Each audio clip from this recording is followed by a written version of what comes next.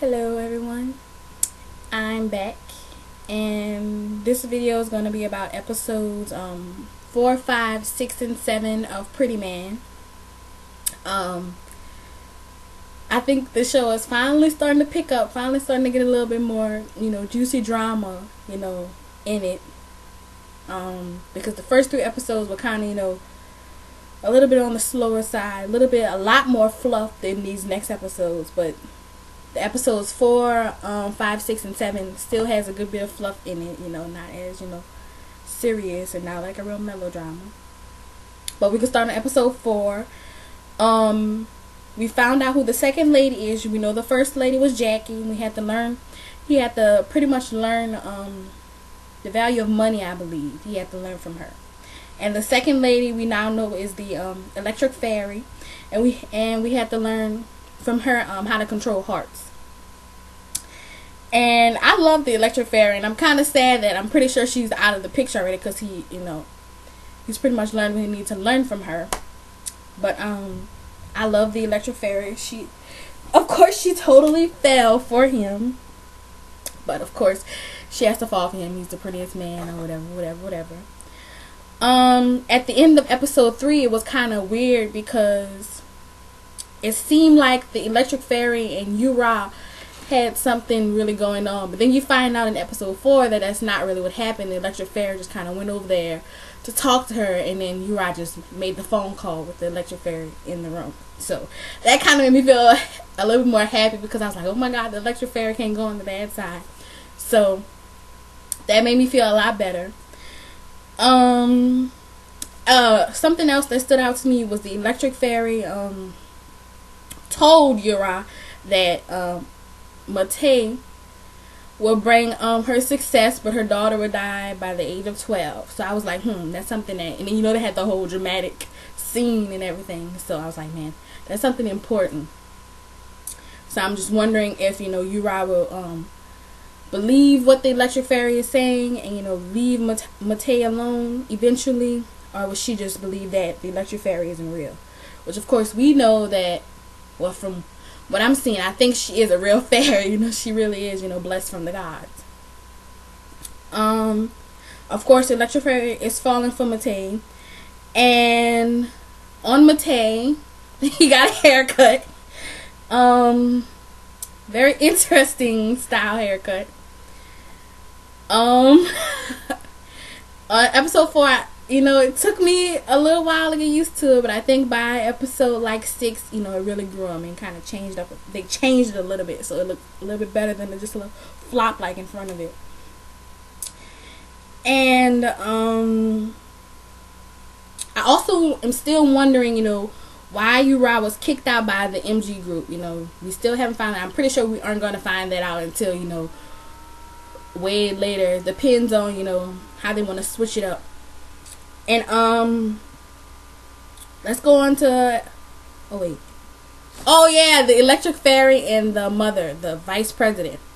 They had a little interaction going on about the mother wanted the electric fairy to get rid of Matei or whatever. But of course, as we know, the electric fairy doesn't do that, because she falls for him. So she sort of kind of, I don't know, saves him later on in the episodes with the socks and whatever. And then, at the end of that episode, you see Yura going to Matei's apartment because the vice president told her that she was going to send her kid overseas. So she goes to the apartment, she's crying, and of course Baton comes and she sees that. And so now the next few episodes, they kind of have like an iffy little relationship because of that. Well, going on to the next episode, you kind of see that, Yura may have faked the whole crying scene with Matei, and I was totally believing her. I was like, oh my god, they're going to take your kid. And then she seemed to be putting on a little show or whatever for Matei. Something else I wanted to note in this episode that I've been seeing is the relationship between Botong and her brother. Totally adorable. Like the way they fight and everything is just absolutely adorable. And it's one of the few, interactions between the characters that I really enjoy, especially Botong and her brother. I really enjoy their interaction, and it's totally obvious now that Matei is into Botong. I think he only sees it as, just a childhood friend that's been sticking to him forever. He really does have some feelings for her, but I don't think he realizes it yet. I don't think it's as big as I want it to be. I don't think it's love quite yet, only because he hasn't realized it. But he definitely, has some feelings towards her. And we also get introduced to the third lady, Kim In Jung, and Matei is supposed to learn networking from her.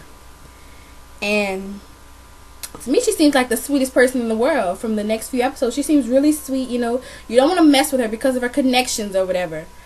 From what I'm seeing on episode 7, she does have a little, don't mess with me side, but she seems really sweet or whatever.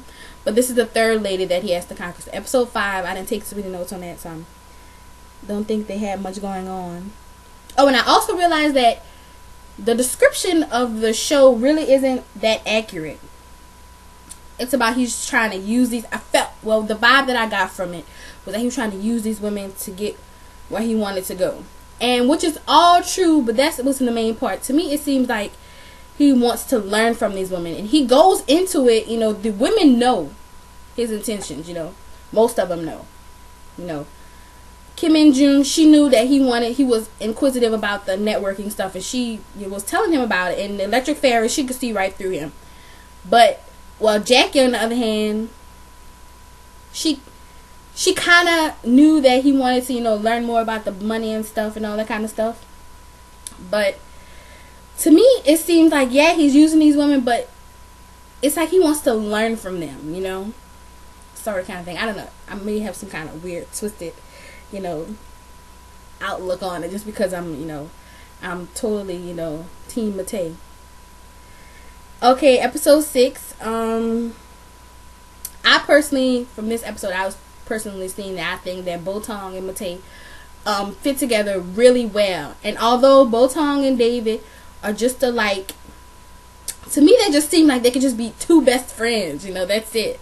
Like he's like her pal that can totally understand everything about her and knows her inner thoughts, like her best friend, but not so much somebody who she's supposed to marry or something.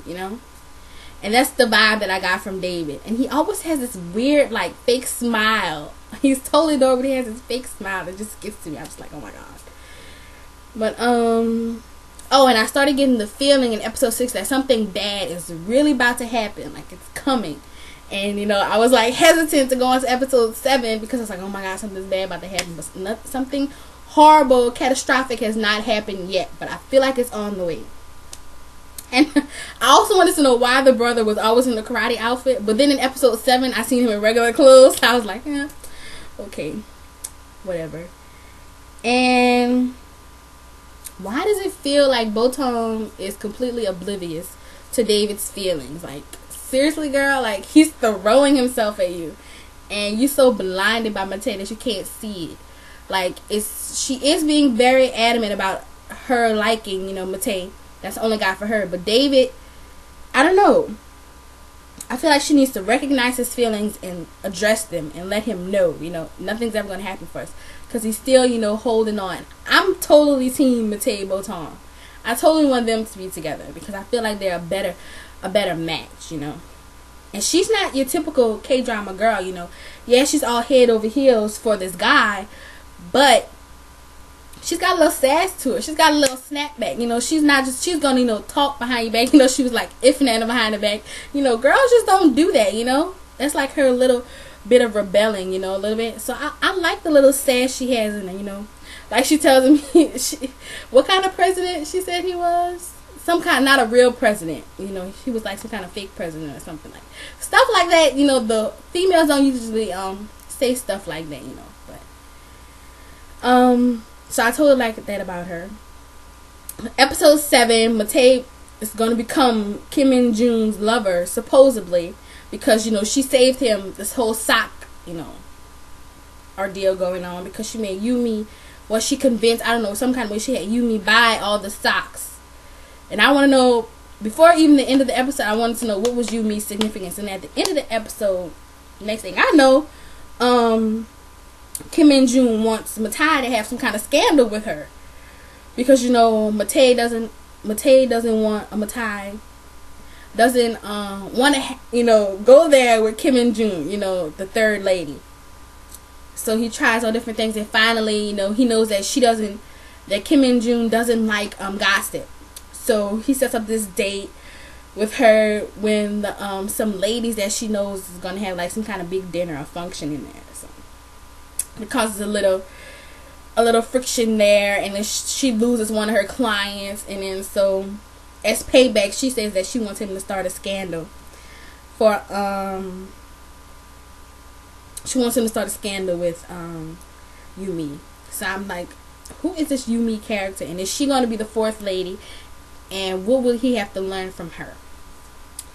So I just had to make this quick video to get it all out of my system, because a lot's been starting to happen, and I see why people make, you know, a video for, you know, just episode 1, episode 2, episode 3, but, you know, I just keep watching them, so I had to quickly get this video, you know, together, get it out of there, and then keep going. You know, I'm on episode 8 now. I'm gonna see if I can keep watching them, and yeah, that's pretty much what's going on right now.